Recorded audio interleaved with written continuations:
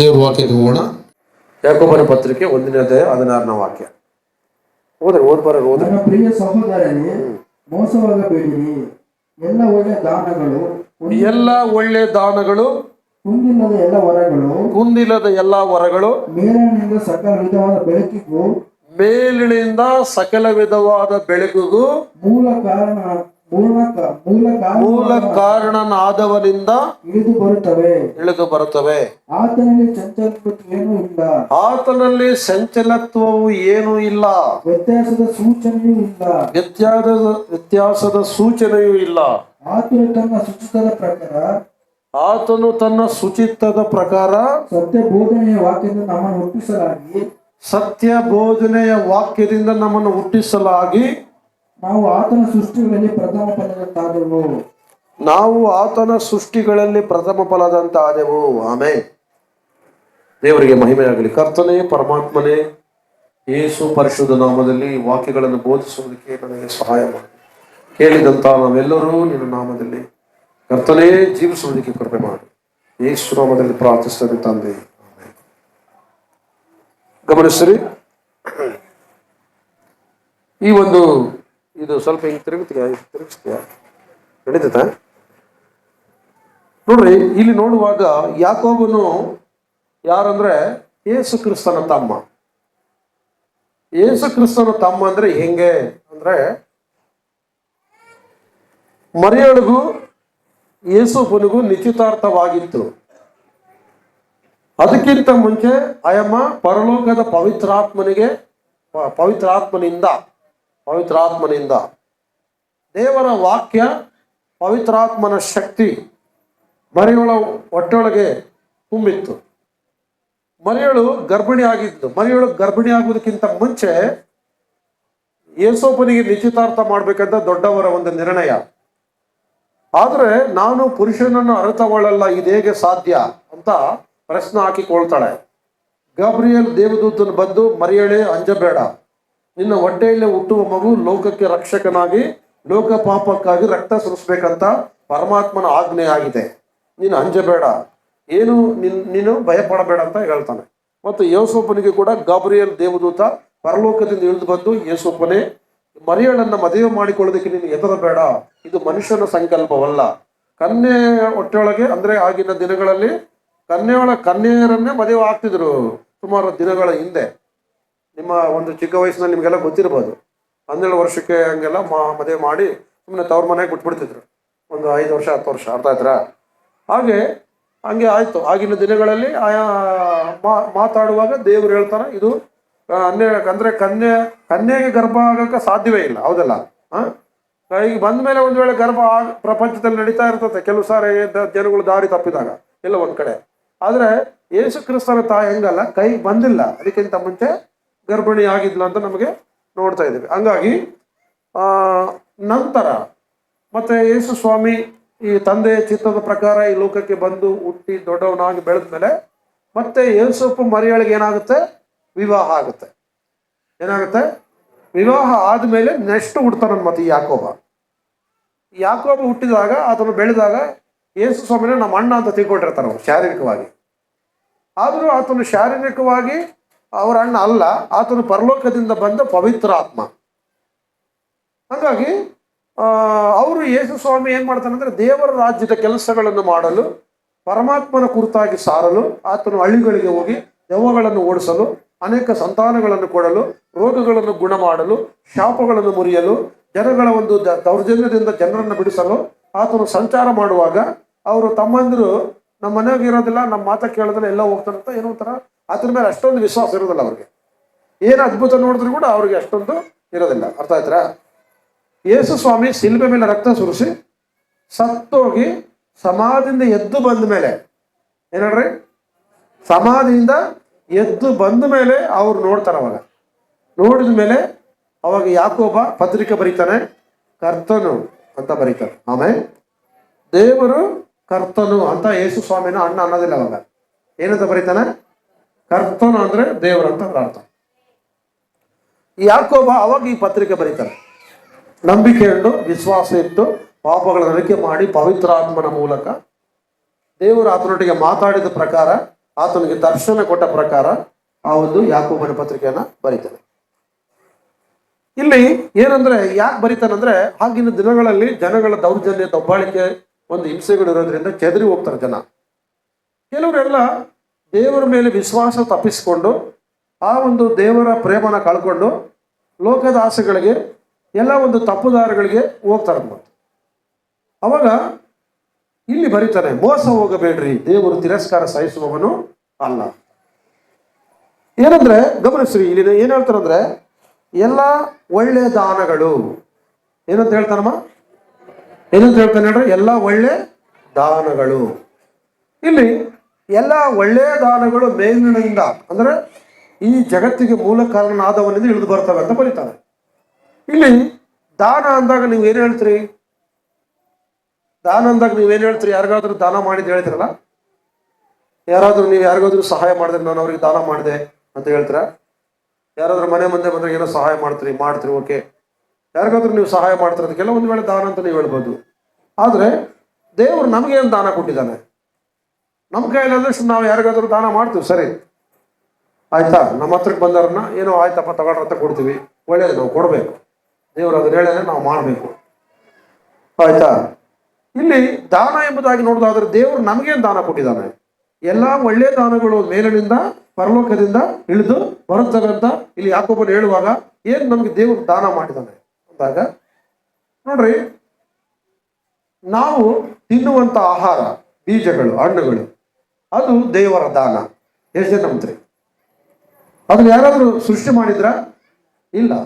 ಕುಡಿಯುವಂತ, ಒಂದು ಉಸಿರಾಡುವಂತ, ಈ ಜೀವಕ್ಕೆ ಬೇಕಾಗಿರುವಂತ ಗಾಳಿ, ಅದು ಯಾರದು? ದೇವರ ಕೊಟ್ಟ ದಾನ. ಎಷ್ಟು ಜನ ನಂಬ್ತೀರಿ ಮಾತನ್ನು? ಹಲ್ಲೆಲೂಯಾ. ಮತ್ತೆ ನಮಗಿರುವಂತ ಆಕಾಶ, ಸೃಷ್ಟಿ ದೇವರ ದಾನ, ಭೂಮಿ ದೇವರು ಕೊಟ್ಟ ದಾನ.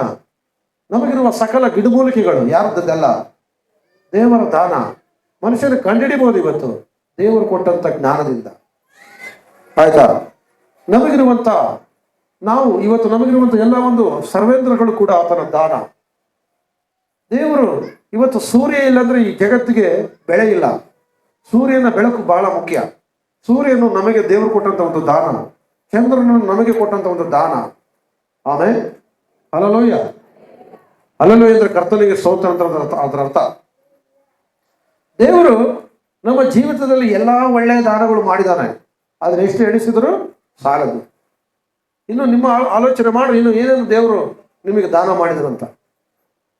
ಅಂದ್ರೆ ಅರ್ಥ ಏನು? ನಾವು ಆತನ ಕೃಪೆಯಿಂದ ಇಲ್ಲಿ ಜೀವಿಸ್ತಾ ಇದ್ದೀವಿ.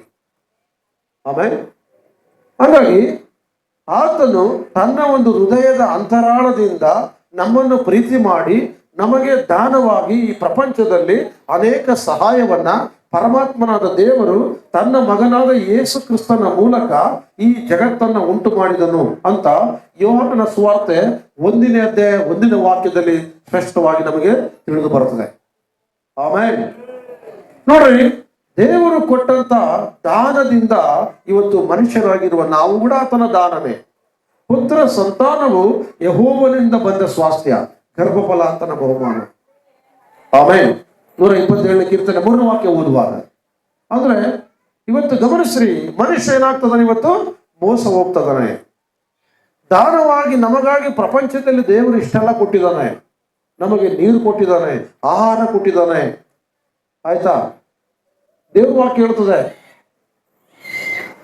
ಹೆಂಡತಿಯನ್ನು ದೇವರು ಗಂಡನಿಗೆ ಒಂದು ಏನ್ ಮಾಡಿದಾರಂತೆ? ಒಂದು ದಾನವಾಗಿ, ಒಂದು ಅನುಗ್ರಹವಾಗಿ ಕೊಟ್ಟಿದ್ದಾರಂತೆ. ಹಲ್ಲೆಲೂಯಾ.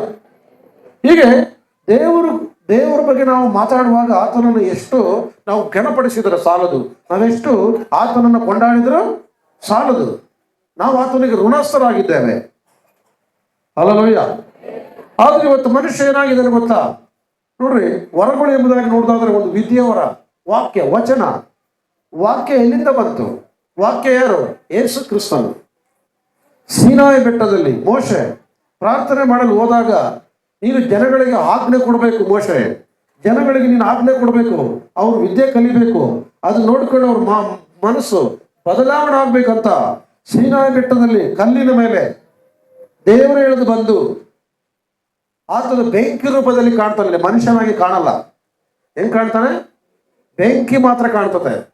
ಬೆಂಕಿ ಮಾತ್ರ ಅಕ್ಷರಗಳನ್ನು ಬರಿತಾ ಇರ್ತದೆ. ಮೋಶ ದೂರ ಹೋಗಿರ್ತಾನೆ.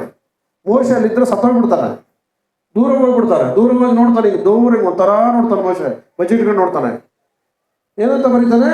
ನಿನ್ನ ತಂದೆ ತಾಯಿಗಳನ್ನು ಸನ್ಮಾನಿಸಬೇಕು, ದೇವರು ಒಬ್ಬನೇ, ಭಯಭಕ್ತಿಯಿಂದ ಬದುಕಬೇಕು, ಪರರ ಸೊತ್ತನ್ನು ಆಶಿಸಬಾರದು, ಪರರ ಹೆಂಡತಿಯನ್ನ ಆಶಿಸಬಾರದು, ಕಳ್ಳತನ ಮಾಡಬಾರದು, ಕದಿಯಬಾರದು, ಮೋಸ ಮಾಡಬಾರದು ಅಂತ ಮೊಟ್ಟ ಮೊದಲು ಅಕ್ಷರ ಕೆತ್ತಿದ್ದು ಯಾರು ಹೇಳ್ರಿ? ಯಾರು? ಅಕ್ಷರ ದೇವರೇ ಕೆತ್ತಿದ್ದು. ಹಲ್ಲೆಲೂಯಾ. ಆಮೇಲೆ ಲಿಪಿಗಳು ಮಾಡಿಕೊಂಡ್ರು ಜನ. ಹಾಗಾಗಿ ಈ ಒಂದು ದಶಾಜ್ಞೆಗಳನ್ನ, ವಿಮೋಚನ ಕಾಂಡ 20ನೇ ಅಧ್ಯಾಯದಲ್ಲಿ ದಶಾಜ್ಞೆಗಳನ್ನ ಇಸ್ರಾಯೇಲರಿಗೆ ಮೋಶ ಮುಖಾಂತರ ದೇವರು ಬರೆದು ಕೊಟ್ಟ. ಅಂದ್ರೆ ವಿದ್ಯೆ ವರ, ಎಲ್ಲಾ ವರ. ಇವತ್ತು ಏನೇನು ಮನುಷ್ಯರಿಗೆ ಒಳ್ಳೊಳ್ಳೆ ವರಗಳನ್ನು ಕೊಟ್ಟಿದ್ದಾನೋ ದೇವರು, ಅದೆಲ್ಲ ಕೂಡ ಜ್ಞಾನವರ, ವಿದ್ಯೆವರ, ವಿವೇಚನೆ ಹುಟ್ಟಿಸುವ ಒಂದು ಆತ್ಮ, ಏನು ಅನೇಕ ವರಗಳನ್ನು ನಮಗೆ ಕೊಟ್ಟಿದ್ದು ಯಾರು ಹೇಳ್ರಿ? ದೇವರೇ. ಹಲ್ಲೆಲೂಯಾ. ಹಾಗಾದ್ರೆ ಮನುಷ್ಯನ ಎಷ್ಟು ಜ್ಞಾನವಂತನಾಗಿ ಬದುಕ್ತದಾನ, ಇವತ್ತು ಎಷ್ಟು ಉತ್ತಮವಾಗಿ ಬದುಕ್ತದಾನ ಅಂದ್ರೆ ಏನಾದ್ರ ಅರ್ಥ? ದೇವರು ಕೊಟ್ಟ ಜ್ಞಾನ, ದೇವರು ಕೊಟ್ಟಂತ ವರ, ದೇವರು ಕೊಟ್ಟಂತ ದಾನದಿಂದ ಮನುಷ್ಯ ಇವತ್ತು ಈ ಭೂಮಿ ಮೇಲೆ ಬದುಕ್ತಾ ಇದ್ದಾರೆ. ಹಾಗಾದ್ರೆ ಮನುಷ್ಯ ಮೋಸ ಹೋಗಬೇಕಾ, ದೇವರ ಕಡೆಗೆ ತಿರುಗಬೇಕಾ? ಹೇಳ್ರಿ ಬಾಯ್ ತೆಗೆದು. ಏನ್ ಮಾಡ್ಬೇಕು? ಅದಕ್ಕೆ ಮೋಸ ಹೋಗಬೇಡ್ರಿ ಅಂತ ಹೇಳ್ತಾನಲ್ಲಿ. ಮೋಸ ಹೋಗುವುದಂದ್ರೆ ಏನ್ ಅರ್ಥ? ದೇವರ ಆಜ್ಞೆಯನ್ನು ಮೀರಿ ನಡೆಯುವುದೇ ಮೋಸ. ಆಮೇಲೆ ದೇವರು ಏನು ಆಜ್ಞೆ ಕೊಟ್ಟ? ಸತ್ಯವೇದ ಓದುವಾಗ 10 ದಶಾಜ್ಞೆಗಳನ್ನು ಕೊಟ್ಟ, ಹೌದಾ? ನಾವು ಹೊಸ ಒಡಂಬಡಿಕೆ ಓದುವಾಗ ನಿನ್ನ ನೆರೆಯವರನ್ನು ನಿನ್ನಂತೆ ಪ್ರೀತಿಸು ಅಂತ ಹೇಳಿದ. ಆಮೇಲೆ ದೇವರನ್ನ ಪೂರ್ಣ ಪ್ರಾಣದಿಂದಲೂ, ಪೂರ್ಣ ಬುದ್ಧಿಯಿಂದಲೂ, ಪೂರ್ಣ ಗೌರವದಿಂದಲೂ, ಸತ್ಯದಿಂದ ನೀನು ಆರಾಧಿಸು ಅಂತ ಹೇಳಿದ. ಹಾಗಾದರೆ ಇನ್ನು ಅನೇಕ ಆಜ್ಞೆಗಳನ್ನು ದೇವರು ಕೊಟ್ಟಿದ್ದಾನೆ. ಏನು ಆಜ್ಞೆ? ಬೇಕಾದಷ್ಟು ನಮಗೆ, ನಾವು ಬೈಬಲ್ ಓದುವಾಗ ಬೇಕಾದಷ್ಟು ಆಜ್ಞೆಯನ್ನು ಕೊಟ್ಟಿದ್ದಾನೆ. ಹಲ್ಲೆಲೂಯಾ. ಒಂದು ಕುಟುಂಬ ಸಂತೋಷವಾಗಿ ಬದುಕಬೇಕಂದ್ರೆ ಏನ್ ಮಾಡ್ಬೇಕು? ಒಬ್ಬ ಹೆಂಡತಿ ತನ್ನ ಗಂಡನಿಗೆ ಅಧೀನಳಾಗಬೇಕು, ಸೇವೆಯನ್ನ ಸಲ್ಲಿಸಬೇಕು, ಅದು ಆಜ್ಞೆ. ಒಬ್ಬ ಗಂಡನು ತನ್ನ ಹೆಂಡತಿಯನ್ನ ಹೃದಯಪೂರ್ವಕವಾಗಿ ಪ್ರೀತಿಸಬೇಕು, ಅದು ಮೋಸದಿಂದ ಅಲ್ಲ, ಅದು ಆಜ್ಞೆ. ಹೀಗೆ ಪ್ರತಿಯೊಬ್ಬ ಮಕ್ಕಳು ತಂದೆ ತಾಯಿಗಳಿಗೆ ಒಳಗಾಗಬೇಕು, ಆಜ್ಞೆ. ತಂದೆ ತಾಯಿಗಳು ಮಕ್ಕಳ ಹತ್ರ ಪ್ರೀತಿಯಿಂದ ಬದುಕಬೇಕು, ಅದು ಕೂಡ ಆಜ್ಞೆ. ಏನಂತೆ? ಹಲ್ಲೆಲೂಯಾ. ತಂದೆ ತಾಯಿಗಳು ಮಕ್ಕಳ ಹತ್ರ ಪ್ರೀತಿಯಿಂದ ಬದುಕಬೇಕು, ತಂದೆ ತಾಯಿಗಳು ಮಕ್ಕಳನ್ನ ಆಶೀರ್ವದಿಸಬೇಕು. ಆಮೇಲೆ ಅದೆಲ್ಲ ಕೂಡ ನಮಗೆ ದೇವರು ಹೇಳಿದಾನೆ, ಆಜ್ಞೆಗಳು. ಹಂಗಾಗಿ ಇವತ್ತು ದೇವಜನರೇ, ಎಲ್ಲ ಒಂದು ದಾನ, ಆಜ್ಞೆ, ವರ ಆತನ ಮಹಾ ಒಂದು ಕೃಪೆಯ ಜ್ಞಾನವಾಗಿದೆ. ಹಲ್ಲೆಲೂಯಾ. ಬೇಕಾದಷ್ಟು ಆಜ್ಞೆ. ಶಾಲಾ ಮೇಷ್ಟ್ರುಗಳು ಏನಾದ್ರೂ ಆಜ್ಞೆ ಕೊಟ್ಟರೆ ವಿದ್ಯಾರ್ಥಿಗಳು ಮಾಡಬೇಕು, ಮಾಡಿದ್ರೆ ಅವರು ಚೆನ್ನಾಗಾಗ್ತಾರೆ, ಮಾಡಲಿಲ್ಲ ಅಂದ್ರೆ ಅದನ್ನೇ ಹೋಗ್ತಾರೆ ಅಷ್ಟೇ. ನಮ್ಮ ಶಿವಕುಮಾರ್ ಸಹ ಅವರು ಇದ್ದಾರೆ, ಅವರು ತಮ್ಮನಹಳ್ಳಿಯಲ್ಲಿ ಬಹಳ ಪ್ರಯಾಸ ಪಟ್ಟರು. ಜನಗಳೆಲ್ಲ ಯಾಕಪ್ಪ ಈ ಮನುಷ್ಯ ಸುಮ್ಮನೆ ತಿರುಗ್ತಾನೆ, ಸುಮ್ಮನೆ ಹುಡುಗರಿಗೆಲ್ಲ ತೊಂದರೆ ಕೊಡ್ತಾನೆ, ಮನೆಗೆ ಬಂದು ಹೇಳ್ತಾನೆ, ಅಷ್ಟೊತ್ತಿಗೆ ಬರ್ತಾನೆ, ಏನೋ ಒಂಥರ ಅವ್ರನ್ನ ಮಾತಾಡ್ತಿದ್ರಂತೆ. ಅವರು ಪ್ರಯಾಸ ಪಟ್ಟು ಅವರು ಏನು ಆಜ್ಞಾಪಿಸಿದಾರೋ ಅದನ್ನು ಹುಡುಗರಿಗೆ ಮಾಡುವಂತೆ ಮಾಡಿ, ಅವ್ರನ್ನ ಒಂದು ಮಾತು ಬೈದ್ರೆ ಚಿಂತಿಲ್ಲ. ಅವರು ಪ್ರಯಾಸ ಪಟ್ಟಿದ್ದಕ್ಕೆ ಅವರು ತಮ್ಮನಹಳ್ಳಿಯಲ್ಲಿ ಫಸ್ಟ್ ಕ್ಲಾಸ್ ಬಂತಂತೆ ಈ ಮೊನ್ನೆ SSLC. ದೇವರಿಗೆ ಮಹಿಮೆ ಆಗಿ. ಹಲ್ಲೆಲೂಯಾ. ಅದರ್ಥ ಏನು? ಆಜ್ಞೆಗಳು ಪಾಲಿಸುವಾಗ ಮನುಷ್ಯ ಏನಾಗಲಿ ಮುಂದೆ ಬರ್ತಾನೆ. ಆಮೇಲೆ ಎಲ್ಲದ್ರಲ್ಲೂ ಅಷ್ಟೇ, ಒಳ್ಳೆಯ ವಿಷಯಗಳಲ್ಲಿ ಏನಿದಾವೋ, ನಾವು ಏನು ಒಳ್ಳೆಯದನ್ನು ಮಾಡೋಕ್ಕೆ ಪ್ರಯತ್ನ ಮಾಡ್ತೇವೋ ಅದರೆಲ್ಲ ನಮಗೆ ಆಶೀರ್ವಾದ ಇರುತ್ತೆ. ಹಾಗಾಗಿ ಇವತ್ತು ಎಲ್ಲ ಒಳ್ಳೆಯ ದಾನಗಳು ದೇವರಿಂದ ಇವತ್ತು ನಮಗೆ ಬಂದಿದ್ದಾವಂದ್ರೆ ನಾವು ಮೋಸ ಹೋಗದಂತೆ ದೇವರ ಆಜ್ಞೆಗಳಿಗೆ ನಾವು ವಿಧೇಯರಾಗಬೇಕು. ಏನಾಗಬೇಕು? ನಾವು ವಿಧೇಯರಾಗಬೇಕು. ಇವತ್ತು ಬಹಳಷ್ಟು ಜನ ದೇವರು ಆಜ್ಞೆಗಳಿಗೆ ವಿಧೇಯರಾಗದೆ, ಕಟ್ಟಳೆಗಳಿಗೆ ಒಳಗಾಗದೆ, ಪ್ರೀತಿಯನ್ನು ದೂರ ಮಾಡಿಕೊಂಡು, ಸಂಬಂಧಗಳನ್ನು ದೂರ ಮಾಡಿಕೊಂಡು, ಪಾಪದಲ್ಲಿ ಮುಳುಗಿ, ಅನೇಕ ಆಸೆಗಳಲ್ಲಿ ಮುಳುಗಿ, ಏನು ಒಬ್ಬರಿಗೊಬ್ಬರು ದೇವರಿಗೆ ದುಃಖಕರವಾಗಿಯೂ ಜೀವಿಸುವುದನ್ನು ಈ ಲೋಕದಲ್ಲಿ ನಾವು ನೋಡ್ತಾ ಇದ್ದೇವೆ. ಯಾಕೋಬನು ಯಾಕೆ ಈ ಮಾತು ಹೇಳ್ತಿದ್ರೆ ಗೊತ್ತಾ? ಮೋಸ ಹೋಗಬೇಡ್ರಂತ. ಸೈತಾನನು ಅಂದರೆ ದೇವರ ವಿರೋಧಿಯಾಗಿರುವಂತ ರಾಕ್ಷಸನು, ಪಿಶಾಚಿ, ದುಷ್ಟನು, ಈ ಲೋಕಕ್ಕೆ ಅವನು ಬಂದು ದೇವರ ಸೃಷ್ಟಿಯನ್ನು ಹಾಳು ಮಾಡ್ತದಾನೆ. ಏನ್ ಮಾಡ್ತದಾನೆ? ದೇವರ ಸೃಷ್ಟಿಯನ್ನ, ಮಾನವನ ಕುಲವನ್ನ, ಮಾನವ ಜನಾಂಗವನ್ನ ಹಾಳು ಮಾಡ್ತದಾನೆ. ಇವತ್ತು ಪ್ರತಿಯೊಬ್ಬ ಮನುಷ್ಯರು ಗರ್ಭದಲ್ಲಿ ನಡೆಯೋದಕ್ಕೆ ಕಾರಣ ಏನು? ಉಬ್ಬಿದ ಮನಸ್ಸಿನಿಂದ ಜೀವಿಸೋದಕ್ಕೆ ಕಾರಣ ಏನು? ಇವತ್ತು ಮನುಷ್ಯನು ಪ್ರತಿಯೊಬ್ಬರು ಕೂಡ ಇವತ್ತು ಇಷ್ಟ ಬಂದಂಗೆ ಜೀವನ ಮಾಡೋದಕ್ಕೆ ಕಾರಣ ಏನು? ಯಾಕೆ ಮನುಷ್ಯ ದಾರಿ ತಪ್ತದಾನೆ, ಮಾತು ತಪ್ತದಾನೆ, ಪಾಪದಲ್ಲಿ ಬಿದ್ದೋಗ್ತದಾನೆ, ಪರಿಶುದ್ಧತೆಯನ್ನು ಕಳ್ಕೊಳ್ತದಾನೆ, ಇವತ್ತು ಇಷ್ಟಾನುಸಾರವಾಗಿ ಜನರಿಗೆ ಮುಳ್ಳಾಗಿ ಕಾಣ್ತದಾನೆ? ಕಾರಣ ಏನು? ಎಲ್ಲ ಪಿಶಾಚಿಗಳ ಕುತಂತ್ರ. ಅದಕ್ಕೆ ಯಾಕೋಬನು ಹೇಳ್ತಾನೆ, ನಾವ್ಯಾರು ಕೂಡ ಮೋಸ ಹೋಗದಂತೆ, ಪಿಶಾಚಿಗಳ ಕುತಂತ್ರಕ್ಕೆ ಒಳಗಾಗದಂತೆ ನಾವು ದೇವರಿಗೆ ನಾವು ಒಳ್ಳೆಯ ಮಕ್ಕಳಾಗಿ ಬದುಕಬೇಕು ಅಂತ ಆತನು ಬರೀತಾನೆ. ಆಮೇಲೆ ಹಲ್ಲೆಲೂಯಾ. ಪ್ರಿಯ ದೇವಜನರೇ, ಈ ಪರಿಶುದ್ಧವಾದಂಥ ಸಮಯದಲ್ಲಿ ಯಾಕೋಬನು ಹೇಳ್ತಾನೆ, ಆತನು ತನ್ನ ಶುಚಿತ್ವದ ಪ್ರಕಾರ ಸತ್ಯ ಬೋಧನೆಯ ವಾಕ್ಯದಿಂದ ನಮ್ಮನ್ನು ಹುಟ್ಟಿಸಲಾಗಿ ನಾವು ಆತನ ಸೃಷ್ಟಿಗಳಲ್ಲಿ ಪ್ರಥಮ ಫಲದಂತಾದೆವು. ನಾವು ಆತನ ಸತ್ಯದ ವಾಕ್ಯದಿಂದ ಹುಟ್ಟಬೇಕಂತೆ. ಹೆಂಗ್ ಹುಟ್ಟಬೇಕಂತೆ? ಆತನ ವಾಕ್ಯದಿಂದ. ನೋಡ್ರಿ, ವಾಕ್ಯನ ತಿಳ್ಕೊಳ್ಬೇಕು, ವಾಕ್ಯನ ಓದ್ತಾ ಇರಬೇಕು. ಮನುಷ್ಯನು ದೇವರಿಗೆ ಹತ್ತಿರವಾಗ್ತಾನೆ. ಇವತ್ತು ಸತ್ಯ ಬೋಧನೆಯಲ್ಲಿ ಹುಟ್ಟಬೇಕಂತ ಯಾಕೋಬನು ಯಾಕೆ ಹೇಳ್ತಾನಂದ್ರೆ, ಪರಮಾತ್ಮನಿಂದ ದೂರ ಮಾಡುವಂತ ಅನೇಕ ಬೋಧನೆಗಳು ಈ ಜಗತ್ತಿನಲ್ಲಿದ್ದಾವೆ. ಸೈತಾನನ್ನು ಗೆರ್ಜಿಸುವ ಸಿಂಹದಂತೆ ಯಾರನ್ನು ನುಂಗಲೆಂದು ತಿರುಗಾಡುತ್ತಾನೆ.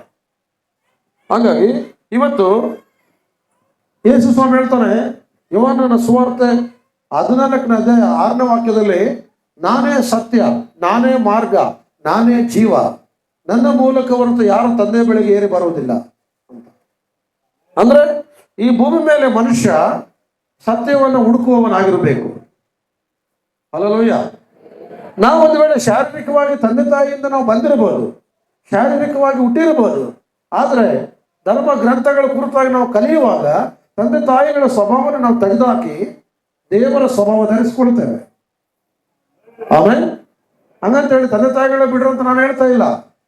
ಅವರು ಒಬ್ಬರಿಂದ ಒಬ್ಬರು ರಕ್ತ ಸಂಬಂಧದಲ್ಲಿ ಬಂದಿರ್ತಾರೆ. ಆದ ಕಾರಣ ತಂದೆಗಿರುವ ಬುದ್ಧಿ ಮಕ್ಕಳಿಗಿರುತ್ತೆ, ಮಕ್ಕಳಿಗಿರುವ ಬುದ್ಧಿ ಮೊಮ್ಮಕ್ಕಳಿಗೆ ಬರುತ್ತೆ. ಆದರೆ ಧರ್ಮ ಗ್ರಂಥಗಳು, ದೈವ ಜ್ಞಾನ ಓದುವಾಗ ಪ್ರೀತಿ ಬಗ್ಗೆ ನಮಗೆ ಗೊತ್ತಾಗುತ್ತೆ, ನೀತಿ ಬಗ್ಗೆ ನಮಗೆ ಗೊತ್ತಾಗುತ್ತೆ, ಸತ್ಯದ ಬಗ್ಗೆ ನಮಗೆ ಗೊತ್ತಾಗುತ್ತೆ, ಖಂಡಿಸುವುದ್ರ ಬಗ್ಗೆ ನಮಗೆ ಗೊತ್ತಾಗುತ್ತೆ, ಪಾಪ ಪರಿಹಾರದ ಬಗ್ಗೆ ನಮಗೆ ಗೊತ್ತಾಗುತ್ತೆ, ಒಬ್ಬರಿಗೊಬ್ಬರು ಯಾವ ರೀತಿಯಾಗಿ ಒಂದು ನಡೆನುಡಿಗಳನ್ನು ಕಾಪಾಡಿಕೊಳ್ಬೇಕಂತ ನಮಗೆ ಗೊತ್ತಾಗುತ್ತೆ. ಯಾಕಂದ್ರೆ ಅದು ಪರಲೋಕದಿಂದ ಬಂದ ದೇವರು ಕೊಟ್ಟ ಜ್ಞಾನ, ಇದು ಆತನ ದಾನವಾಗಿದೆ. ಭೂಲೋಕದಲ್ಲಿ ನಾವು ಪರಲೋಕದ ಒಂದು ಜ್ಞಾನ ಹೊಂದಿಕೊಳ್ಬೇಕಂದ್ರೆ ಭೂಲೋಕದಲ್ಲಿ ಸತ್ಯದ ಮಾರ್ಗದಲ್ಲಿ ನಾವು ನಡೆಯಬೇಕಾಗಿದೆ. ಹಲ್ಲೆಲೂಯಾ. ಆ ಸತ್ಯ ಏನಂದ್ರೆ, ಭೂಲೋಕದಲ್ಲಿ ದೇವರ ವಾಕ್ಯವಾಗಿರುವ ಕ್ರಿಸ್ತನು ಈ ಭೂಮಿಗೆ ಬಂದು ಪರಲೋಕದ ಜ್ಞಾನವನ್ನು ಜನರಿಗೆ ಕೊಟ್ಟನು. ಆಮೇಲೆ ಪರಲೋಕದ ಜ್ಞಾನವನ್ನು ಜನರಿಗೆ ಕೊಟ್ಟನು. ನೋಡ್ರಿ, ಮತ್ತಾಯ ಸುವಾರ್ತೆ 5ನೇ ಅಧ್ಯಾಯ ಓದುವಾಗ ಅಲ್ಲಿ ಪವಿತ್ರಾತ್ಮ ಭರಿತನಾಗಿ ಯೇಸು ಸ್ವಾಮಿ ಮಾತಾಡ್ತದಾನೆ. ಮತ್ತಾಯ ಸುವಾರ್ತೆ 5ನೇ ಅಧ್ಯಾಯ ಆಂತರ್ಯದ ಬಗ್ಗೆ ಮಾತಾಡ್ತದಾನೆ. ಆತ್ಮದಲ್ಲಿ ಬಡವರಾಗಿರುವ ಧನ್ಯರು. ನೋಡ್ರಿ, ಆತ್ಮದಲ್ಲಿ ಬಡವರಾಗಿರುವ ಧನ್ಯರು, ಪರಲೋಕ ರಾಜ್ಯವು ಅವರದು. ಪರಲೋಕ ರಾಜ್ಯವು ಅವರದು. ದುಃಖ ಪಡುವವರು ಧನ್ಯರು. ದುಃಖ ಪಡುವರು ಧನ್ಯರು, ಅವರು ಸಮಾಧಾನ ಹೊಂದುವರು. ಅವರು ಸಮಾಧಾನ ಹೊಂದುವರು. ಶಾಂತರು ಧನ್ಯರು. ಶಾಂತರು ಧನ್ಯರು, ಅವರು ಭೂಮಿಗೆ ಬಾಧ್ಯರಾಗುವರು. ಅವರು ಭೂಮಿಗೆ ಬಾಧ್ಯರಾಗುವರು. ನೀತಿಗೆ ನೀತಿಗೆ ಹಸಿದು ಬಾಯಾರಿದವರು ಧನ್ಯರು. ಬಾಯಾರಿದವರು ಧನ್ಯರು, ಅವರಿಗೆ ತೃಪ್ತಿ ಆಗುವುದು. ಕರುಣೆಯುಳ್ಳವರು ಧನ್ಯರು, ಕರುಣೆಯುಳ್ಳವರು ಧನ್ಯರು. ಕರುಣೆಯುಳ್ಳವರು ಧನ್ಯರು, ಅವರು ಕರುಣೆ ಹೊಂದುವರು. ಅವರು ಕರುಣ ಹೊಂದುವರು. ನಿರ್ಮಲ ಚಿತ್ತರು ಧನ್ಯರು, ನಿರ್ಮಲ ಚಿತ್ತರು ಧನ್ಯರು, ಅವರು ದೇವರನ್ನು ನೋಡುವರು. ಅವರು ದೇವರನ್ನು ನೋಡುವರು. ಸಮಾಧಾನ ಪಡಿಸುವರು ಧನ್ಯರು, ಸಮಾಧಾನ ಪಡಿಸುವರು ಧನ್ಯರು, ಅವರು ದೇವರ ಮಕ್ಕಳು ಅನಿಸಿಕೊಳ್ಳುವರು. ದೇವರ ಮಕ್ಕಳು ಅನಿಸಿಕೊಳ್ಳುವರು. ನೀತಿಯ ನಿಮಿತ್ತವಾಗಿ ನೀತಿ ನಿಮಿತ್ತವಾಗಿ ಹಿಂಸೆಯನ್ನು ತಾಳಿಕೊಳ್ಳುವವರು ಧನ್ಯರು, ಹಿಂಸೆಯನ್ನು ತಾಳಿಕೊಳ್ಳುವರು ಧನ್ಯರು, ಪರಲೋಕ ರಾಜ್ಯವು ಅವರದು. ಪರಲೋಕ ರಾಜ್ಯ ಅವರದು. ಆಮೇಲೆ ಈ ಒಂದು ವಾಕ್ಯವು ಎಲ್ಲಿಂದ ಬಂದು ಗೊತ್ತಾ? ಅದು ಪರಲೋಕದಿಂದ, ತಂದೆಯಿಂದ ಬಂದಂತ ಬೋಧನೆ ಇದು. ಅಲ್ಲಲ್ವಯ್ಯ? ಯೇಸು ಸ್ವಾಮಿ ಶಾರೀರಿಕವಾಗಿ ಈ ಲೋಕದಲ್ಲಿದ್ದಾಗ ಏನು ಮಾತಾಡಿದ್ರು ಕೂಡ ಏನ್ ಹೇಳ್ತಾನೆ ಗೊತ್ತಾ? ಅಲ್ಲಿ ಜನರಿಗೆ ನನ್ನ ಮಾತು ಯಾವುದು ಅಲ್ಲ, ತಂದೆ ಏನು ಹೇಳ್ತಾನೋ ಅದನ್ನು ನಾನು ಆಡ್ತೇನೆ. ಆಮೇಲೆ ಯಾವುದಂತದು? ನನ್ನ ಸ್ವಂತ ಮಾತು ಯಾವುದು ಅಲ್ಲ, ತಂದೆಯಿಂದ ನನಗೆ ಏನು ಜ್ಞಾನ ಕೊಟ್ಟನೋ, ನನ್ನ ಯಾತಕ್ಕಾಗಿ ಈ ಲೋಕಕ್ಕೆ ಕಳಿಸಿದ್ನೋ ಅದನ್ನು ಮಾತ್ರ ನಾನು ಇಲ್ಲಿ ಭೂಲೋಕದಲ್ಲಿ ಆಡ್ತಾ ಇದ್ದೀನಿ. ಅದರ್ಥ ಏನು? ಆತನು ಸತ್ಯ ಬೋಧನೆಯಿಂದ ಹುಟ್ಟಿದವನಾಗಿದ್ದಾನೆ. ಆಮೇಲೆ ಇಂಥ ಒಂದು ಸತ್ಯ ಬೋಧನೆಯಿಂದ ನಾವು ಹುಟ್ಟಬೇಕು. ಹೌದಾ? ನಮ್ಮ ಹೃದಯದಲ್ಲಿ ಯಾವುದ್ಯಾವುದೋ ಬೋಧನೆಗಳು ಇರಬಾರದು. ಯಾವುದೋ ಒಂದು ಪಾಪದ ಬೋಧನೆಗಳು, ಮೋಸದ ಬೋಧನೆಗಳು, ನಮ್ಮ ನಾಳು ಮಾಡುವಂಥ ಒಂದು ಯಾವುದೋ ಲೌಕಿಕವಾದಂಥ ಒಂದು ಆಚಾರ, ಯಾವುದೋ ಒಂದು ಪಾಪದ ಆಲೋಚನೆಗಳು ನಮಗೆ ಬರದಂತೆ ನಾವು ಜನಗಳನ್ನೆಲ್ಲರನ್ನ ಪ್ರೀತಿಸಬೇಕು. ಅವ್ರಿಗೆ ನಾವು ದೇವರ ಗೌರವ ಕೊಡಬೇಕು, ಮರ್ಯಾದೆ ಸಲ್ಲಿಸಬೇಕು. ಆದರೆ ಸತ್ಯದಿಂದ ಹುಟ್ಟಿದವರಾಗಿರ್ಬೇಕೆಂದು ಇಲ್ಲಿ ಯಾಕೋಬನು ಬರೆಯುತ್ತಾನೆ. ಆಮೇಲೆ ಎಲ್ಲ ನೀಚತನವನ್ನು, ಎಲ್ಲ ದುಷ್ಟತನವನ್ನು, ಎಲ್ಲ ಭ್ರಷ್ಟತನವನ್ನು ತೆಗೆದುಹಾಕಿ ನಾವು ಸತ್ಯದ ಆತ್ಮನಿಂದ ಹುಟ್ಟಿದವರಾಗಿರ್ಬೇಕು ಅಂತ ಹೇಳ್ತಾನೆ. ಯಾಕಂದ್ರೆ ಸತ್ಯ ಈ ಲೋಕದಲ್ಲಿ ಅದು ಪರಮಾತ್ಮನಿಂದ ಬಂದ ಮಾತ್ರ ಇಳಿದು ಬಂದಿತ್ತು. ಆಮೇಲೆ ಹಾಗಾಗಿ ದೇವಜನರೇ, ಆತನು ವಾಕ್ಯ ಸ್ವರೂಪನು. ವಾಕ್ಯದಿಂದ ಸತ್ಯವನ್ನು ತೆಗೆದುಕೊಂಡು ಈ ಭೂಮಿಗೆ ಬಂದ. ಅಂದ್ರೆ ಯೇಸು ಕ್ರಿಸ್ತನು ಪರಮಾತ್ಮನ ವಾಕ್ಯವೇ. ಹಲ್ಲೆಲೂಯಾ. ನಾವು ಸುಳ್ಳು ಬೋಧನೆಗಳನ್ನು ಹಿಂಬಾಲಿಸುವಂಥದ್ದು, ಮನುಷ್ಯರ ಬೋಧನೆಗಳನ್ನು ಹಿಂಬಾಲಿಸುವಂಥದ್ದು, ಅಥವಾ ಯಾವುದೋ ಒಂದು ಕಥೆಗಳನ್ನು ಹಿಂಬಾಲಿಸುವಂಥದ್ದು, ಕಲ್ಪನಾ ಕಥೆಗಳು, ನಮ್ಮನ್ನು ಮರಳುಗೊಳಿಸುವಂತ ಯಾವುದೋ ಒಂದು ಕಥೆಗಳು, ಕುಚೋದ್ಯ ಕಥೆಗಳು. ಕುಚೋದ್ಯ ಮಾಡುವಾಗ ನಿನ್ನಿಂದ ಜನ ನೋಡಿ ಏನೋ ಕುಚೋದ್ಯ ಕಲಿತಾರೆ ಅಷ್ಟೇ. ನೀನು ಪಾಪದ ಮಾತುಗಳು ಮಾತಾಡುವಾಗ ನಿನ್ನಿಂದ ಅವರು ಪಾಪದ ಮಾತುಗಳು ಕಲಿತಾರೆ ಅಷ್ಟೇ. ನಿನ್ನಿಂದ ಯಾವಾಗಲೂ ಕೆಟ್ಟದ್ದು ಬರ್ತಾ ಇದ್ರೆ ಅದು ನೋಡಿ ಕೆಟ್ಟದ್ದ ಕಲಿತಾರೆ ಅಷ್ಟೇ ಜನ. ಹಾಗಾಗಿ ದೇವಜನರೇ, ಈ ವಾಕ್ಯದ ಆಧಾರದ ಪ್ರಕಾರ ನಾವು ಹೆಂಗ್ ಹುಟ್ಟಬೇಕಂತೆ? ಸತ್ಯ ಬೋಧನೆಯಿಂದ ಹುಟ್ಟಬೇಕಂತೆ. ಹಲ್ಲೆಲೂಯಾ. ಹಾಗಾಗಿ ಸತ್ಯ ಬೋಧಿಸುವಂಥವ್ರು ಯಾರಾಗಿರಲಿ ಈ ಲೋಕಕ್ಕೆ ಎಲ್ಲರೂ ನಾವು ಕಲಿಬೇಕು, ಪ್ರತಿಯೊಬ್ಬರು ತಿಳ್ಕೋಬೇಕು. ಅದು ಯೇಸು ಕ್ರಿಸ್ತನ ಮೂಲಕ ಪರಮಾತ್ಮನ ನಾವು ಸೇರುವಂತೆ ಆತನ ವಾಕ್ಯವನ್ನ ಕ್ರಿಸ್ತನ ಮೂಲಕ ಕಳಿಸ್ಕೊಟ್ಟನು. ಇವತ್ತು ಅನೇಕರು ಬರ್ಬೋದು, ಬೋಧಕರು ಬರ್ಬೋದಿಲ್ಲ ಅಂತಲ್ಲ. ಇವಾಗ ನಾನು ಹೋದ್ರೆ ಇನ್ನೊಬ್ರು ಬರ್ತಾರೆ, ಒಬ್ಬರಿಂದೊಬ್ರು ಬಂದೇ ಬರ್ತಾರೆ. ಯಾರು ಬೋಧಿಸಿದ್ರು ಕೂಡ ಪರಮಾತ್ಮನ ಕುರಿತಾಗೆ ಬೋಧಿಸಬೇಕು. ಆಮೇಲೆ ಯಾರು ಬೋಧಿಸಿದ್ರು ಕೂಡ ನಾನು, ನನ್ನದು ಅಂತ ನಾವು ಎಲ್ಲಿ ಕೂಡ ಮಾತಾಡಲೇಬಾರದು. ಯಾರು ಬೋಧಿಸಿದ್ರು ಕೂಡ ನನ್ನಿಂದ ಆಯ್ತು ಅಂತ ಹೇಳಲೇಬಾರದು. ಎಲ್ಲ ಕೂಡ ತಂದೆಯಾದ ದೇವರಿಗೆ ಮಹಿಮೆಕರವಾಗಿ ನಡೆಸಬೇಕು, ಜನಗಳೆಲ್ಲ ಕೂಡ ನಡೆಸಬೇಕು. ಯೇಸು ಕ್ರಿಸ್ತ ನೋಡ್ರಿ, ಆತನು ತಂದೆಯಾದ ದೇವರೊಳಗೆ ದೇವರಾಗಿದ್ರು ಕೂಡ ನರಮನುಷ್ಯನಾಗಿ ಬಂದಾಗ ನಮಗೆ ತಂದೆಯನ್ನು ತೋರಿಸುವಾಗ ಎಲ್ಲಿ ಹೆಚ್ಚಿಸಿಕೊಂಡಿಲ್ಲ. ಆತನು ಎಲ್ಲಿ ಕೂಡ ಹೆಚ್ಚಿಸಿಕೊಂಡಿಲ್ಲ. ಯಾಕೆ ಗೊತ್ತಾ? ತಂದೆ ಕುರಿತಾಗಿ ಬೋಧಿಸ್ತಾನೆ. ಹಾಗಾಗಿ ಇವತ್ತು ದೇವರು ಕೊಟ್ಟ ದಾನವನ್ನು ನಾವು ತೆಗೆದುಕೊಂಡು, ವರಗಳನ್ನು ತೆಗೆದುಕೊಂಡು ದೇವರಿಂದ ನಾವು ಜೀವಿಸುವವರಾಗುವುದಕ್ಕೆ ಕರೆಯಲ್ಪಟ್ಟಿರುವಾಗ ನಾವು ಮೋಸ ಹೋಗಬಾರದು. ಪ್ರಪಂಚದ ಮಾರ್ಗದಲ್ಲಿ ನಡೆದು ಮೋಸದ ಕಡೆಗೆ ನಾವು ಇಳಿದು ಹೋಗಬಾರದು. ಹಲ್ಲೆಲೂಯಾ. ಹಾಗಾಗಿ ನಾವು ಎಲ್ಲರೂ ಕೂಡ ಒಂದು ಸತ್ಯ ಬೋಧನೆಯಿಂದ ಹುಟ್ಟಿದವರಾಗಿ ಆತನಿಗೆ ನಾವು ಪ್ರಥಮ ಫಲದಂತಾಗಬೇಕು, ಪ್ರಥಮ ಫಲದ ಮಕ್ಕಳಾಗಬೇಕು. ಇವತ್ತು ನಾವು ಪರಮಾತ್ಮನಿಗೆ ಮಕ್ಕಳು ಅಂದಾಗ ಏನ್ ಮಾಡ್ಬೇಕು? ಈ ಲೋಕದಲ್ಲಿ ಆತನಿಗೆ ವಿರೋಧವಾದ ಕಾರ್ಯಗಳನ್ನ ತೆಗೆದುಹಾಕಬೇಕು. ಹಲ್ಲೆಲೂಯಾ. ಪ್ರಿಯ ದೇವಜನರೇ, ಈ ಪರಿಶುದ್ಧವಾದಂಥ ಸಮಯದಲ್ಲಿ ತರತರವಾದ ಬೋಧನೆಗಳು ಈ ಲೋಕದಲ್ಲಿ ಇದ್ದಾವೆ. ಇನ್ನು ಕೆಲವರು ನೋಡ್ರಿ, ಯೇಸು ಸ್ವಾಮಿ ಹೇಳ್ತಾನೆ, ಪರ ಸ್ತ್ರೀಯರನ್ನು ನೋಡಿ ಮೋಹಿಸಿದಾಗಲೇ ಅವರು ವ್ಯಭಿಚಾರ ಎಂಬುದಾಗಿ ವಾಕ್ಯ ಸ್ಪಷ್ಟವಾಗಿ ಬೋಧಿಸ್ತಾ ಇದೆ. ಇನ್ನು ಕೆಲವರು ಮದುವೆಯಾಗಬಾರದೆಂತಲೂ ಬೋಧಿಸ್ತಾರೆ. ಆದರೆ ಗಮನಿಸ್ರಿ, ದೇವರು ಆದಾಮನನ್ನು ಸೃಷ್ಟಿಸಿದಾಗ ಆತನ ಎಲುಬಿನಿಂದ ಸ್ತ್ರೀಯನ್ನು ಮಾಡಿದ. ಏನ್ ಮಾಡಿದ? ಆದಾಮನ ಎಲುಬಿನಿಂದ ಸ್ತ್ರೀಯನ್ನು ಮಾಡಿದ. ಅಂದ್ರೆ ಅವರಿಬ್ಬರನ್ನ ಗಂಡ ಹೆಂಡತಿಯನ್ನಾಗಿ ಮಾಡಿದಾಗ ಅವರಿಬ್ಬರು ಒಬ್ಬರಲ್ಲ, ಇಬ್ಬರಲ್ಲ ಒಬ್ಬರೇ ಅಂತ ಹೇಳುತ್ತೆ ವಾಕ್ಯ. ಅವ್ರೇನಲ್ಲಂತೆ? ಇಬ್ಬರಲ್ಲ, ಅವ್ರು ಒಬ್ಬರೇ. ಅದ್ರ ಅರ್ಥ ಏನು? ಅವರು ಇಬ್ಬರೇ, ಅವರು ಒಬ್ಬರಲ್ಲ. ಅಂದ್ರೆ ಅವ್ರನ್ನ ಭಾಗ ಆಗಲ್ಲ. ಈಗ ಒಬ್ಬರೇ, ಗಂಡ ಹೆಂಡತಿ ಒಂದೇ ಅರ್ಥ. ಹೆಂಡತಿ ಎಲ್ಲಿಂದ ಬಂದ್ಲು? ಗಂಡನ ಶರೀರದ ಎಲುಬಿನಿಂದ ಬಂದ್ಲು, ಮತ್ತೆ ಬೇರೆ ಅಲ್ಲ, ಇಬ್ಬರು ಒಂದೇ. ಆಮೇಲೆ ಇದು ಕೆಲವರು ಬೋಧಿಸ್ತಾರೆ, ತರತರವಾದ ರೀತಿಯಲ್ಲಿ ಬೋಧಿಸ್ತಾರೆ. ನಾವು ಗಂಡ ಹೆಂಡತಿ ಒಂದಾಗಿ ಸತ್ಯ ಬೋಧನೆಯಲ್ಲಿ ಬೆಳೆದು ಒಬ್ರಿಗೊಬ್ಬರು ದೂರ ಆಗದೆ ದೇವರ ಭಯಭಕ್ತಿಯಲ್ಲಿ ಬೆಳೆದು ಕರ್ತನ ನಾಮ ಮಹಿಮೆಗಾಗಿ ಆತನ ಮಕ್ಕಳಾಗಿ ನಾವು ಬದುಕಬೇಕು. ಅರ್ಥ ಆಯ್ತಾ? ಹಾಗಾದ್ರೆ ತರತರವಾದ ಬೋಧನೆಗಳು ಈ ಲೋಕದಲ್ಲಿರೋದ್ರಿಂದ ನಾವು ಆಲೋಚಿಸಿ ಬೆಳೆಯಬೇಕು. ಎಲ್ಲದನ್ನು ತಿಳ್ಕೊಳ್ಳೋದ್ರಿಂದ ತಪ್ಪಿಲ್ಲ, ಆದ್ರೆ ಸತ್ಯವನ್ನು ತಗೋಬೇಕಷ್ಟೆ. ಆಮೇಲೆ ನಾವೆಲ್ಲ ಧರ್ಮ ಗ್ರಂಥಗಳನ್ನೆಲ್ಲ ಓದ್ಬೋದು, ಯಾವುದು ಓದಬಾರ್ದು ಅನ್ನೋದೇನಿಲ್ಲ, ಎಲ್ಲದನ್ನು ತಿಳ್ಕೋಬೇಕು. ಆದರೆ ಸತ್ಯ ಯಾವುದು, ಅದರಿಂದ ನಾವು ಹೋಗ್ತಾ ಇರಬೇಕು. ಹಾಗಾಗಿ ದೇವಜನರೇ, ಈ ಪರಿಶುದ್ಧವಾದಂಥ ಸಮಯದಲ್ಲಿ ನಾವು ಪ್ರಾರ್ಥಿಸಿದಾಗ ಎಲ್ಲ ಶುದ್ಧವಾಗುತ್ತದೆ. ಅದನ್ನೇ ಮಾಡಬೇಕು, ಇದನ್ನೇ ಮಾಡಬೇಕು ಅಂತ ಇಲ್ಲ. ಈಗ ಹುಡುಗಿ ಕೈ ಬಂದರೆ ತಂಗಡಿ ಗಿಡಕ್ಕೆ ಕರ್ಕೊಂಡು ಹೋಗ್ಬೇಕಂತ ರಾತ್ರಿ, ಅದು ಯಾರೋ ಯಜಮಾನ್ ಹೇಳ್ಬಿಟ್ಟಾರ, ಇವ್ರು ಹಂಗೆ ಮಾಡ್ತಾರೆ. ಆದರೆ ಬೈಬಲ್ ಪ್ರಕಾರ ಹಂಗಿಲ್ಲ. ಎಲ್ಲ ದೋಷ ಪಾಪ ಕರ್ಮ ಪರಿಹಾರ ಮಾಡುವ ಅಧಿಕಾರ ದೇವ್ರಿಗೈತೆ. ಕರ್ತನೆ, ಈ ಮಗಳನ್ನು ಆಶೀರ್ವದಿಸು, ಈ ಮಗಳನ್ನು ನಿನ್ನ ನಾಮ ಮಹಿಮೆಗಾಗಿ ಉದ್ಧಾರ ಮಾಡಂತ ಒಂದು ಪ್ರಾರ್ಥನೆ ಮಾಡಿದ್ರೆ ಆಗೋಯ್ತು ಅಷ್ಟೇ. ಅದಕ್ಕೇನು ಭಯ ಪಡೋದು, ಅನುಮಾನ ಪಡೋದು ಏನಿರೋದಿಲ್ಲ ಅದರಲ್ಲಿ. ಹಾಗಾಗಿ ದೇವಜನರೇ, ಯಾವುದಕ್ಕೆ ಅನುಮಾನ ಪಡದೆ ದೇವರ ಮೇಲೆ ನಂಬಿಕೆ ಇಡಬೇಕು. ಪಾಪಗಳಿಗೆ ಒಳಗಾಗದಂತೆ, ಅಸಹ್ಯವಾದ ಕ್ರಿಯೆಗಳಿಗೆ ಒಳಗಾಗದಂತೆ ಸತ್ಯದ ಅನುಭವದಲ್ಲಿ, ದೇವರ ವಾಕ್ಯದ ಜ್ಞಾನದಲ್ಲಿ ನಾವು ಹೋಗ್ತಾ ಇರಬೇಕು. ನೇಮನಿಷ್ಠಗಳಿಂದ ನಾವು ದೇವರನ್ನ ಮೆಚ್ಚಕ್ಕಾಗೋದಿಲ್ಲ. ಹೃದಯದ ಒಳ್ಳೆಯತನದಿಂದ ನಾವು ದೇವರನ್ನ ಮೆಚ್ಚಿಸ್ತೀವಿ. ಹೇಳೋಣ, ನೇಮನಿಷ್ಠಗಳಿಂದ ದೇವರನ್ನ ಮೆಚ್ಚಿಸ್ತಾರ, ನಿಮ್ಮ ಹೃದಯದ ಒಳ್ಳೆತನದಿಂದ ದೇವರನ್ನ ಮೆಚ್ಚಿಸ್ತಾರ? ಹೌದಾ? ನೀವು ನೇಮನಿಷ್ಠಗಳನ್ನು ಮಾಡಿ ಹೃದಯದಲ್ಲಿ ನಿಮ್ಮ ಹೃದಯದಲ್ಲಿ ಅಸಹ್ಯ ಇಟ್ಕೊಂಡ್ರೆ, ದೋಷ ಇಟ್ಕೊಂಡ್ರೆ, ಹೃದಯದಲ್ಲಿ ಇನ್ನೊಬ್ಬರನ್ನ ಸೇರ್ದಂಗಿದ್ರೆ, ನೀನು ಎಷ್ಟು ನೇಮನಿಷ್ಠ ಮಾಡಿ ನಿನ್ನ ಹೃದಯದಲ್ಲಿ ಪರಿಶುದ್ಧತೆ ಇಲ್ಲ ಅಂದ್ರೆ ಏನೂ ಪ್ರಯೋಜನ ಇಲ್ಲ.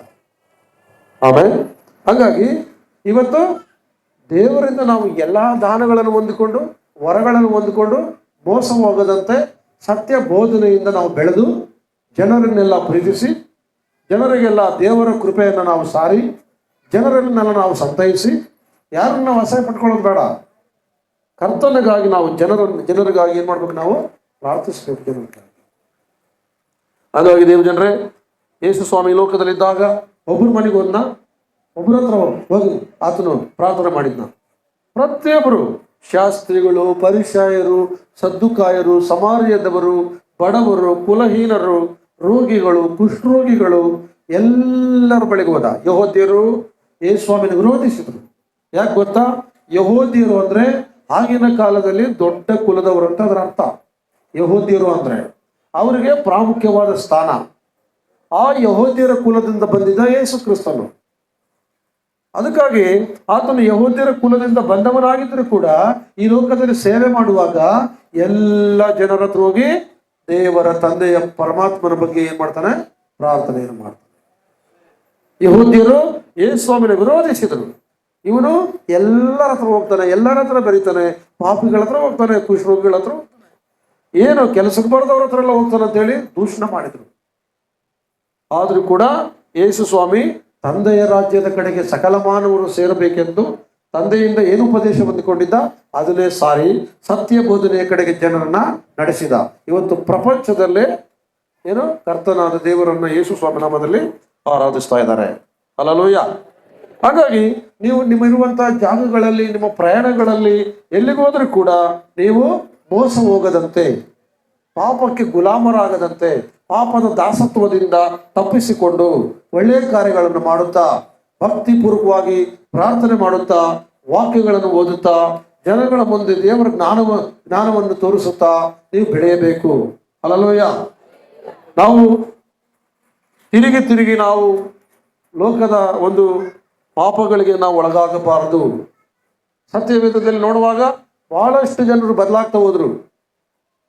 ಹಂಗೆ ನಾವು ಕೂಡ ಸತ್ಯ ಬೋಧನೆಯಿಂದ ನಾವು ಹುಟ್ಟಿದವರಾಗಿರಬೇಕು. ನೋಡ್ರಿ, ನಮಗೆ ಒಂದು ಅಸತೋಮ ಸದ್ಗಮಯ ಅಂತ ಒಂದು ತಮಿಳ್ ಫಿಲ್ಮ್ ಇದೆ, ಅದು ಕನ್ನಡದಲ್ಲಿ ಟ್ರಾನ್ಸ್ಲೇಷನ್ ಮಾಡ್ಕೊಂಡಿದ್ದಾರೆ. ಅದರಲ್ಲಿ ನೋಡುವಾಗ ಒಬ್ಬ ಬ್ರಾಹ್ಮಣ ಯಾವ ಥರ ಕ್ರಿಸ್ತನ ಬೆಳೆಗೆ ಬರ್ತಾನೆ ಅಂತ ನಿಮ್ಗೆ ಗೊತ್ತಾಗುತ್ತೆ. ಹಾಗಾಗಿ ಅದರಲ್ಲಿ ನೀವು ನೋಡಿ ತಿಳ್ಕೊಳ್ರಿ. ಈ ದೇವಜನರೇ, ಈ ಪರಿಶುದ್ಧವಾದಂಥ ಸಮಯದಲ್ಲಿ ಎಲ್ಲ ದಾನಗಳು ಎಲ್ಲಿಂದ ಬಂದುವಂತೆ? ದೇವರಿಂದ ಬಂದಿದ್ದು. ಎಲ್ಲ ಆತನ ದಾನ, ಮಳೆ ಇರಲಿ, ಬೆಳೆ ಇರಲಿ, ತಿನ್ನೋ ಆಹಾರ ಇರಲಿ, ಗಾಳಿ ಇರಲಿ, ನೀರು ಇರಲಿ, ನಮಗೆ ಎಲ್ಲ ಒಳ್ಳೆ ಕಾರ್ಯಗಳಿಂದವೋ ಆತನಿಂದ ಬಂದಿದ್ದು.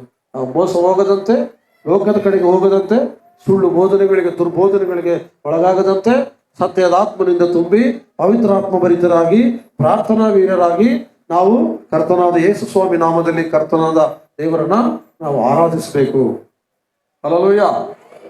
ಹಾಗಾಗಿ ದೇವಜನರೇ, ಈ ಪರಿಶುದ್ಧವಾದಂಥ ಸಮಯದಲ್ಲಿ ಇನ್ನು ಯಾಕೋಬ ನಿನ್ನ ಮುಂದೆ ಓದ್ಕೊಂಡು ಹೋದರೆ ಇನ್ನೂ ಬಹಳಷ್ಟು ವಿಷಯಗಳು ಬರೀತಾನೆ.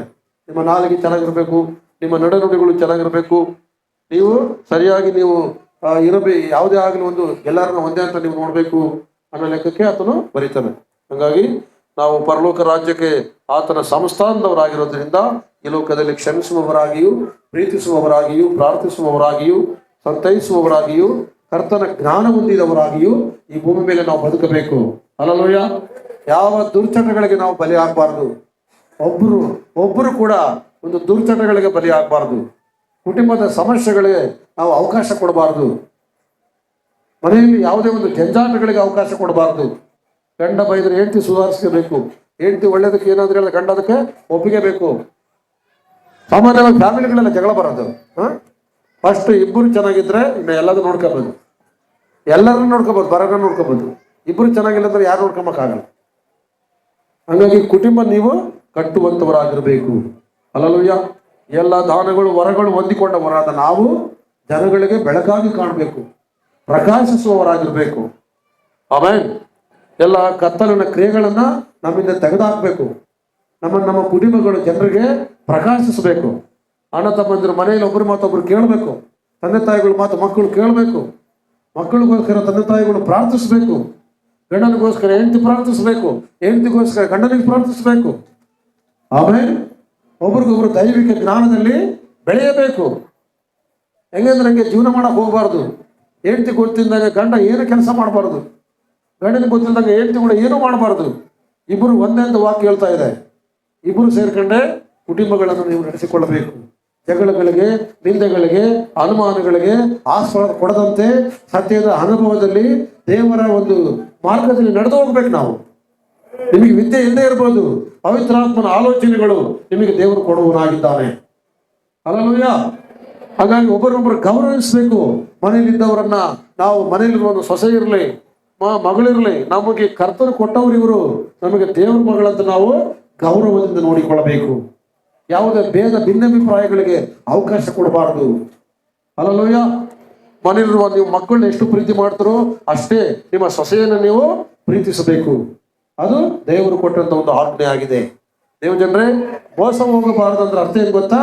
ಕೆಲವು ಸಾರಿ ನಾವು ಎದುವ ಜೀವನ ಮಾಡಿ ಭೇದಗಳು ಮಾಡ್ತೀವಲ್ಲ, ಲೋಕದ ಮಾರ್ಗಗಳಲ್ಲಿ ನಡೆದ್ಬಿಡ್ತೀವಲ್ಲ, ನಾವು ಒಂದು ಕೆಟ್ಟ ಆಲೋಚನೆಗಳು, ಕೆಟ್ಟ ಒಂದು ಬುದ್ಧಿ ಬಂದ್ಬಿಡ್ತದಲ್ಲ, ನಾವು ಮೋಸ ಹೋಗಿ ಸತ್ಯದಿಂದ ದೂರ ಆಗ್ತೀವಿ, ಪರಮಾತ್ಮನಿಂದ ದೂರ ಆಗ್ತೀವಿ, ದೇವರಿಂದ ದೂರ ಆಗ್ತೀವಿ ಅನ್ನೋದ್ರ ಅರ್ಥ.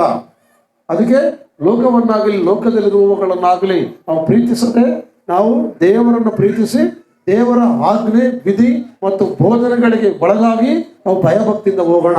ಹಲ್ಲೆಲೂಯಾ. ಯಾರಾದ್ರೂ ಕೂಡ ಅನ್ಯ ಜನರು ನಿಮ್ಮ ಬಗ್ಗೆ ಏನು ಹೇಳಬಾರದು. ಇವ್ರು ಕುಡಿಯಾರಪ್ಪ, ಇವ್ರು ಬೀಡಿ ಸೇದಾರಪ್ಪ, ಇವ್ರು ಬರೀ ಹಗಲೆಲ್ಲ ಜಗಳಾಡೋರು, ಇವರೆಲ್ಲ ಯಾವಾಗಲೂ ಅಶಾಂತಿಯಿಂದ ಜೀವಿಸೋರು, ಇವ್ರ ಮನೆಯೇ ಸರಿಯಿಲ್ಲ, ಇವ್ರ ಕುಟುಂಬನೇ ಸರಿಯಿಲ್ಲ, ಆ ಮಟ್ಟಕ್ಕೆ ನಾವು ಯಾರು ಬಿಟ್ಕೊಡ್ಬಾರ್ದು. ಪ್ರೀತಿಯಿಂದಲೂ ಸಮಾಧಾನದಿಂದಲೂ ಗೌರವದಿಂದಲೂ ನನಗಿಂತ ಹೆಂಡತಿ ಶ್ರೇಷ್ಠಳು, ಹೆಂಡತಿಗಿಂತ ಗಂಡನು ಶ್ರೇಷ್ಠನು ಅನ್ನುವಂಥ ಒಂದು ಗುಣ ನಮಗಿರಬೇಕು. ಹಲ್ಲೆಲೂಯಾ. ಹಂಗಾಗಿ ದೇವಜನರೇ, ಈ ಲೋಕದಲ್ಲಿ ನಮಗೆ ಏನಿದ್ರೇನು ಏನಿಲ್ಲದ್ರೇನು ಇರೋ ತನಕ ದೇವ್ರಿಗಾಗಿ ಬದುಕಿದ್ರೆ ಸಾಕು.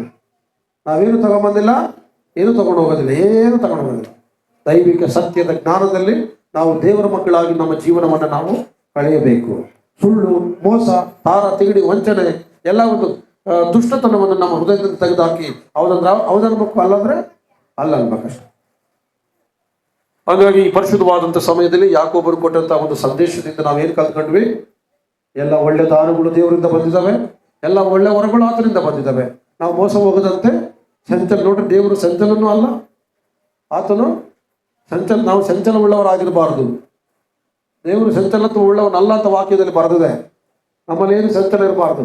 ಆ ಕಡೆಗೆ ಒಂದು ಬುದ್ಧಿ, ಈ ಕಡೆಗೆ ಒಂದು ಬುದ್ಧಿ ಅಲ್ಲ, ಸಂಚಲ ಬೇಡ. ಕರ್ತನನ್ನು ನೋಡುತ್ತಾ ಆತನ ನಾಮದಲ್ಲಿ ನಾವು ಕೆಲಸಗಳನ್ನು, ಕಾರ್ಯಗಳನ್ನು ಮಾಡಿಕೊಂಡು ಕುಟುಂಬವನ್ನು ನೋಡಿಕೊಂಡು ನಾವು ಜೀವಿಸಬೇಕು. ಹಲ್ಲಲೋಯ. ದೇವರು ಹೊರಗೊಂದು ಒಳಗೊಂದು ಅಲ್ಲ, ದೇವರು ಸತ್ಯ. ಹಲ್ಲಲೋಯ. ಹಾಗಾಗಿ ದೇವ ಜನರು ಈ ಜ್ಞಾನ ಹೊಂದಿಕೊಳ್ಳೋಣ. ಈ ಜ್ಞಾನ ಹೊಂದಿಕೊಳ್ಳೋದಾದ್ರೆ ಸೈತಾನನು ನಮ್ಮೊಟ್ಟಿಗೆ ಇರಲ್ಲ. ದುಷ್ಟನು, ಪಿಶಾಚ ಶಕ್ತಿಗಳು ನಮ್ಮೊಟ್ಟಿಗೆ ಇರೋದಿಲ್ಲ. ಯಾಕೆ ಗೊತ್ತಾ? ಎಲ್ಲಿ ಬೆಳಕಿದೆಯೋ, ಎಲ್ಲಿ ಪ್ರಾರ್ಥನೆ ಇದೆಯೋ, ಎಲ್ಲಿ ಪರಿಶುದ್ಧತೆ ಇದೆಯೋ, ಎಲ್ಲಿ ಐಕ್ಯತೆ ಇದೆಯೋ, ಎಲ್ಲಿ ಸತ್ಯದ ಜ್ಞಾನ ಇದೆಯೋ, ಎಲ್ಲಿ ದೇವರ ಭಯ ಇದೆಯೋ, ಎಲ್ಲಿ ಒಂದಾಗಿ ಕೆಲಸಗಳು ಮಾಡ್ತಾರೋ, ಎಲ್ಲಿ ದೇವರಿಗಾಗಿ ಜೀವಿಸ್ತಾರೋ ಅಲ್ಲಿ ಭೇದ ಬರೋದಿಲ್ಲ. ಅಲ್ಲಿ ಯಾವುದೇ ಒಂದು ಶೋಧನೆಗಳು, ಸಮಸ್ಯೆಗಳು ಬರೋದಿಲ್ಲ. ಅದಕ್ಕಾಗಿ ದೇವರು ನಿಮ್ಮನ್ನು ಆಶೀರ್ವಾದ ಮಾಡಲಿ ಈ ಮಧ್ಯಾಹ್ನ ಕಾಲ ಸಮಯದಲ್ಲಿ. ಆಮೇಲೆ ಎಲ್ಲ ಒಳ್ಳೆ ದಾನಗಳು, ವರಗಳು ಹೊಂದಿಕೊಂಡು ನಾವು ದೇವರಿಗೆ ಮೋಸ ಮಾಡದಂತೆ, ಸಂಚಲತ್ವಕ್ಕೆ ಒಳಗಾಗದಂತೆ ದೇವರ ಮಕ್ಕಳಾಗಿ ನಾವು ದೇವರ ರಾಜ್ಯದ ನೀತಿ ಕಾರ್ಯಗಳನ್ನು ಮಾಡುತ್ತಾ ಒಬ್ಬರಿಗೊಬ್ಬರನ್ನ ಗೌರವಿಸಿಕೊಂಡು ಸಭೆನ ಕಾಪಾಡಿಕೊಂಡು ನಮ್ಮ ಸಭೆನ ಕರ್ತನಿಗಾಗಿ ಬೆಳೆಸಿಕೊಳ್ಳೋಣ. ದೇವರು ನಿಮ್ಮೆಲ್ಲರನ್ನ ಈ ವಾಕ್ಯಗಳ ಮುಖಾಂತರ ಆಶೀರ್ವದಿಸಲ್ಪಡಲಿ. ಆಮೇಲೆ ಓಕೆ, ಆಯ್ತು. ಕರ್ತನ ಭೋಜನ ಇದೆ. ಕರ್ತನ ಭೋಜನ ಏನಂದ್ರೆ, ಆಗಿನ ಕಾಲದಲ್ಲಿ ದೇವರ ಬಳಿಗೆ ಮನುಷ್ಯ ಬರಬೇಕಂದ್ರೆ ಒಂದು ಪ್ರಾಣಿಯನ್ನ ಬಲಿ ಮಾಡಬೇಕಾಗಿತ್ತು. ಯಾಕಂದ್ರೆ ಮನುಷ್ಯನು ತಪ್ಪು ಮಾಡಿದ್ರೆ ದೇವರಿಗೆ ಬಹಳ ಬೇಸರ. ಮನುಷ್ಯನು ತಪ್ಪು ಮಾಡಿದ್ರೆ ದೇವರಿಗೆ ಬಹಳ ಬೇಸರ ಆಗ್ತಿತ್ತು. ಅದಕ್ಕೆ ಮನುಷ್ಯನನ್ನು ಇನ್ನು ಆಯುಸ್ಸಿರುವಾಗಲೇ ಅಥವಾ ದೇವರ ಚಿತ್ತ ಇರುವಾಗಲೇ ಮನುಷ್ಯನು ಸಾಯೋದು ದೇವ್ರಿಗೆ ಇಷ್ಟ ಇಲ್ಲ. ಅದಕ್ಕೆ ಮನುಷ್ಯನಿಗೆ ಬದಲಾಗಿ ಒಂದು ಪ್ರಾಣಿಯನ್ನು, ಅದಕ್ಕೆ ಆತ್ಮ ಇರೋದಿಲ್ಲ, ಒಂದು ಪ್ರಾಣಿಯನ್ನು ದೇವರು ಬಲಿ ಮಾಡಿ ಇನ್ನು ಮುಂದೆ ಆದರೂ ನೀನು ಪಾಪಗಳನ್ನು ಒಪ್ಪಿಕೊಂಡು ಒಳ್ಳೆಯ ಮಾರ್ಗದಲ್ಲಿ ನಡೆಯುವಂಥ ಯಜ್ಞವನ್ನ ಮಾಡ್ತಾ ಇದ್ರು. ಈಗ ಕ್ರಿಸ್ತ ಶಕದ ದಿನಗಳಲ್ಲಿ ಮನುಷ್ಯರು ಮಾಡಿದ ಪಾಪಗಳ ನಿಮಿತ್ತ ಸೈತಾನನ ಕೈಯೊಳಗಿಂದ ಮನುಷ್ಯನನ್ನು ಬಿಡಿಸೋದಕ್ಕಾಗಿ, ಮನುಷ್ಯರಿಗೆ ಸ್ವರ್ಗವನ್ನೇ ಕೊಡೋದಕ್ಕಾಗಿ ತನ್ನ ಮಗನಾದ ಯೇಸು ಕ್ರಿಸ್ತನನ್ನ ಕರ್ತನು ಈ ಭೂಮಿಗೆ ಕಳಿಸಿಕೊಟ್ಟು ನಮಗಾಗಿ ಸಿಲುಬೆಯ ಮೇಲೆ ಆತನನ್ನು ಬಲಿ ಮಾಡಿದನು. ಎಲ್ಲರಿಗೂ ಅರ್ಥ ಆಯ್ತಾ? ಅಲ್ಲಲೂಯ. ಆತನು ಸತ್ತು ಸಮಾಧಿಯಿಂದ ಆತನು ಎದ್ದು ಬಂದನು. ಹಂಗೆ ಆ ನೆನಪಿಗೋಸ್ಕರ ಈ ಬ್ರೆಡ್ ತಗೊಳ್ಳೋದು ನಾವು. ಈ ಬ್ರೆಡ್ ಯಾಕೆ ಹೇಳ್ರಿ? ಯೇಸು ಕ್ರಿಸ್ತನು ಸಿಲುಬೆ ಮೇಲೆ ನನಗಾಗಿ ಬಲಿಯಾದ, ನನ್ನ ಪಾಪಗಳಿಗಾಗಿ ಬಲಿಯಾದ ಆ ನೆನಪಿಗೋಸ್ಕರ ಈ ದ್ರಾಕ್ಷಾರಸವನ್ನು ತೆಗೆದುಕೊಳ್ತೇನೆ. ಮತ್ತೆ ಮನುಷ್ಯ ಅದನ್ನು ನೆನೆಸಿಕೊಂಡು ಸೈತಾನನಿಗೆ ಸಂಬಂಧಪಟ್ಟಂತ ಕೆಟ್ಟ ಒಂದು ಮಾರ್ಗಕ್ಕೆ ಹೋಗಬಾರದು. ಆಮೇಲೆ ಕೆಟ್ಟ ಮಾರ್ಗಕ್ಕೆ ಹೋಗಬಾರದು, ಅದರ ಅರ್ಥ. ಹಾಗಾಗಿ ಕರ್ತನ ಭೋಜನ ತೆಗೆದುಕೊಳ್ಳೋರು ಅದನ್ನು ನೆನಪು ಮಾಡಿಕೊಳ್ಬೇಕು. ನೆನಪು ಮಾಡಿಕೊಂಡು ಪಾಪದಲ್ಲಿ ಅಂದ್ರೆ ದೇವರಿಗೆ ವಿರೋಧವಾಗಿ, ದೇವರಿಗೆ ಇಷ್ಟ ಇಲ್ಲದ ಕಾರ್ಯಗಳಿಗೆ ಒಳಗಾಗಬಾರದು. ಅದನ್ನು ತೆಗೆದುಕೊಂಡವರು ಅದು ನೆನಪಿಗೋಸ್ಕರ ನಾವು ನಿಮಗೆ ಕೊಡುತ್ತೇವೆ. ಆಮೇಲೆ ನಂಬಿ ದೀಕ್ಷಾ ಸ್ಥಾನ ತಗೊಂಡಿರೋರು ಮಾತ್ರ ಈ ಒಂದು ಕರ್ತನ ಭೋಜನದಲ್ಲಿ ಪಾಲ್ಗಾರರಾಗಬೇಕು. ಈಗ ನಾವು ಪ್ರಾರ್ಥನೆ ಮಾಡೋಣ. ಈ ವಾಕ್ಯ ನೆನೆಸ್ಕೊಂಡು ಎಷ್ಟು ಜನಕ್ಕೆ ವಾಕ್ಯ ಅರ್ಥ ಆಯ್ತು? ಎಲ್ಲ ಒಳ್ಳೆ ದಾನಗಳು ಎಲ್ಲಿಂದ ಬಂದವು? ದೇವರಿಂದ. ಎಲ್ಲ ಒಳ್ಳೆ ವರಗಳು, ಜ್ಞಾನ ಎಲ್ಲಿಂದ ಬಂತು? ನಾವು ದೇವರಿಗಾಗಿ ಮೋಸ ಮಾಡ್ಬೇಕಾ, ಆತನಿಗೆ ಹತ್ತಿರವಾಗಿರ್ಬೇಕಾ? ನಾವು ಸತ್ಯದಿಂದ ಹುಟ್ಟಿದವರಾಗಿರ್ಬೇಕು, ಹೌದಲ್ಲ? ಎಲ್ಲಾ ಒಂದು ಸುಳ್ಳು ಪಿಶಾಚ ಶಕ್ತಿಗಳಿಂದ ನಾವು ತಪ್ಪಿಸಿಕೊಂಡವರಾಗಿ ಕರ್ತನ ಮಾರ್ಗದಲ್ಲಿ ನಾವು ನಡೆಯುವವರಾಗಿರಬೇಕು. ಉದಾಹರಣೆ ನಿಮಗೆ ಒಂದೇ ಸಣ್ಣ ಸಾಕ್ಷ್ಯ. ಗಂಡನಿಗೆ ಹೆಂಡತಿ ಮನೆಯಲ್ಲಿ ನಂಬಿಕಸ್ಥಳಾಗಿಲ್ಲ, ಹೇಳ್ದಾಗ ಕೇಳೋದಿಲ್ಲ, ಬರೀ ಹಠ ಮಾಡ್ತಾಳಂದ್ರೆ ಹೆಂಗಿರುತ್ತೆ ಹೇಳೋಣ? ಹೆಂಗಿರುತ್ತೆ? ಯಾವಾಗಲೂ ಬರೀ ಹಠ, ಯಾವಾಗಲೂ ಕೇಳಿದ್ದೆ ಕೊಡಿಸ್ಬೇಕು, ಮನೆಯಲ್ಲಿ ಯಾವಾಗಲೂ ಬರೀ ತೊಂದರೆ ಮಾಡ್ತಾಳಪ್ಪ, ನನಗೆ ಸಾಕಾಗಿ ಹೋಗ್ಬಿಡುತ್ತಪ್ಪ ಅಂತಾರಿಲ್ಲ. ಒಬ್ಬ ಗಂಡನು ಹೆಂಡತಿ ಮಾತು ಕೇಳಿದ್ರೆ ಸುಮ್ಮನೆ ಸಿಕ್ಕಾಪಟ್ಟೆ ಖರ್ಚು ಮಾಡ್ಕೊಂಡು ಹೆಂಡತಿನ ಪ್ರೀತಿ ಮಾಡ್ದಂಗೆ, ಏನು ತಂದು ಕೊಡ್ದಂಗೆ ಹಂಗಿದ್ರೆ ಹೆಂಗಿರುತ್ತೆ ಹೇಳ್ರಿ? ಅಯ್ಯಮ್ಮ ನಗ್ನಗ್ತಾ ಇರ್ತಾಳ? ಹೆಂಗಿರ್ತಾಳ? ಯಾವಾಗಲೂ ಅಳುವೆ. ಅದೇ ಗಂಡ ಹೆಂಡತಿ ಜೊತೆ ಕೂತ್ಕೊಂಡು ಚೆನ್ನಾಗಿ ಮಾತಾಡ್ಕೊಂಡು ಏನಾದರೂ ತಿಂದ್ಕೊಂಡು ಇಬ್ಬರು ಸೇರ್ಕೊಂಡು ಮಾತಾಡ್ಕೊಂಡು ಕುಟುಂಬದ ಬಗ್ಗೆ ಮಾತಾಡ್ಕೊಂಡು ಇಬ್ಬರು ಚೆನ್ನಾಗಿದ್ರೆ ಏನು ಅನಿಸುತ್ತೆ ಅವ್ರಿಗೆ? ದೇವರು ಕೂಡ ಅದನ್ನೇ ಬಯಸ್ತಾರೆ. ಇಷ್ಟೇ ಅರ್ಥ ಮಾಡ್ಕೊಂಬಿಡ್ರಿ. ಅಲ್ಲಲ್ಲೋಯ್ಯ, ಎಲ್ಲ ನೀಚತನ, ಕೆಟ್ಟತನ, ಭ್ರಷ್ಟತನ ಪ್ರಪಂಚದಲ್ಲಿ ಇರೋದ್ರಿಂದ ನಾವು ಅದನ್ನೆಲ್ಲ ಬಿಟ್ಟು ದೇವರ ಮಾರ್ಗದಲ್ಲಿ ನಡೆಯಬೇಕು. ಅಲ್ಲಲ್ಲೋಯ್ಯ. ಹಾಗಾಗಿ ದೇವಜನರೇ, ಅದಕ್ಕೆ ಯೇಸು ಹೇಳ್ತಾನೆ, ನನ್ನನ್ನು ಬಿಟ್ಟು ನೀವು ಏನೂ ಮಾಡೋಕ್ಕಾಗಲಿಲ್ಲ. ನನ್ನಲ್ಲಿ ನೆಲೆಗೊಂಡಿಲ್ಲ ಅಂದ್ರೆ ತಂದೆಯು ಅಂಥ ಕೊಂಬೆಯನ್ನು ಕಡ್ದಾಕುತ್ತಾನೆ. ಅಂಥ ಕೊಂಬೆಯ ಪರಿಸ್ಥಿತಿ ಏನಂತ ಹೇಳಲಿ, ಅದು ಸುಟ್ಟೋಗುವುದಕ್ಕೆ ಈಡಾಗುತ್ತದೆ. 1ನೇ ಕೀರ್ತನೆಗಾರನು ಹೇಳ್ತಾನೆ, ಯಾವನಾದ್ರೂ ನನ್ನ ವಾಕ್ಯಗಳನ್ನು ಕೈಗೊಂಡು ನಡೆದ್ರೆ ಅವನು ನೀರಿನ ಕಾಲುವೆಗಳ ಬಳಿಯಲ್ಲಿ ಬೆಳೆದಿರುವ ಮರದ ಆಗಿರ್ತಾನೆ. ಒಂದು ವೇಳೆ ಅವನು ನನ್ನ ಮಾತು ಕೇಳದಿದ್ದರೆ ಅವನು ದುಷ್ಟನಾಗ್ತಾನೆ, ದುಷ್ಟನು ಅವನು ನಾಶವಾಗ್ತಾನೆ. ಅದಕ್ಕಾಗಿ ಆಲೋಚನೆ ಮಾಡಿ ದೇವರಿಗೆ ಭಯಪಡೋಣ, ದೇವರ ಮುಂದೆ ಅಡ್ಡ ಬೀಳೋಣ, ಒಬ್ರಿಗೊಬ್ರು ಗಂಡ ಹೆಂಡತಿ ಸೇರ್ಕೊಂಡು ಭಯಭಕ್ತಿಯಿಂದ ಇರೋಣ, ಗೌರವದಿಂದ ಬದುಕೋಣ, ಒಬ್ರಿಗೊಬ್ರು ಹೇಳ್ದಂಗೆ ಕೇಳಿ ಕರ್ತನಿಗಾಗಿ ದಿನನಿತ್ಯ ಪ್ರಾರ್ಥನೆ ಮಾಡ್ಕೊಂಡು ವಾಕ್ಯ ಓದ್ಕೊಂಡು ಸಂಘ ಸಹವಾಸದಲ್ಲಿ ಬೆಳೆಯೋಣ. ಆಮೇಲೆ ನೀವು ಏನು ಯೋಚನೆ ಮಾಡಬೇಡ್ರಿ, ನಮಗೆ ಅವ್ರು ಮಾಡ್ಸ್ಯಾರ, ಇವ್ರು ಮಾಡ್ಸ್ಯಾರ, ಅವ್ರು ಮಾಡ್ಸಿರ್ಲಿ, ತೊಂದರೆ ಇಲ್ಲ. ನೀನು ದೇವರಿಗೆ ಭಯಪಡೋದಾದ್ರೆ ನಿನ್ನ ಮೇಲೆ ಅದು ಬರೋಕ್ಕಾಗಲ್ಲ. ಎಷ್ಟೇ ನಂಬ್ತೀನಿ ಮಾತು? ಅಲ್ಲಲ್ಲೋಯ್ಯ. ಅವ್ರು ಏನೇ ಮಾಡಿರಲ್ಲ, ಮಾಡ್ತಾರೆ ಜನ, ಕೆಲವರು ಸೇರೋದಿಲ್ಲ. ಇವ್ರು ಹೊಲ ಹುಡ್ಕೋಬೇಕು, ಇವ್ರದ್ದು ಹಂಗೆ ಮಾಡಬೇಕು, ಹಿಂಗೆ ಏನೇನೋ ಮಾಡ್ತಿರ್ತಾರೆ. ಆದರೂ ಕೂಡ ವಾಕ್ಯ ಹೇಳ್ತದೆ, ವೈರಿಯ ಸಮಸ್ತ ಕ್ರಿಯೆಗಳನ್ನು ಮುರಿಯುವ ಅಧಿಕಾರ ನಿಮಗೆ ಕೊಟ್ಟಿದ್ದೇನೆ. ಅಲ್ಲಲ್ಲೋಯ್ಯ. ಇವ್ರನ್ನ ಸಾಯಿಸ್ಬೇಕು, ಅವ್ರನ್ನ ಸಾಯಿಸ್ಬೇಕು, ಗಂಡ ಹೆಂಡತಿ ಆಗಲಿಸ್ಬೇಕು, ಮಕ್ಕಳನ್ನ ಆಗಲಿಸ್ಬೇಕು. ಬಹಳ ಜನ ಶಾಪಗ್ರಸ್ತ ಕೆಲಸ ಮಾಡ್ತಾರೆ. ಆದರೆ ವಾಕ್ಯ ಹೇಳ್ತದೆ, ಯಾವುದು ನಮ್ಮನ್ನು ಜಯಿಸಕ್ಕೆ ಆಗಲಿಲ್ಲ.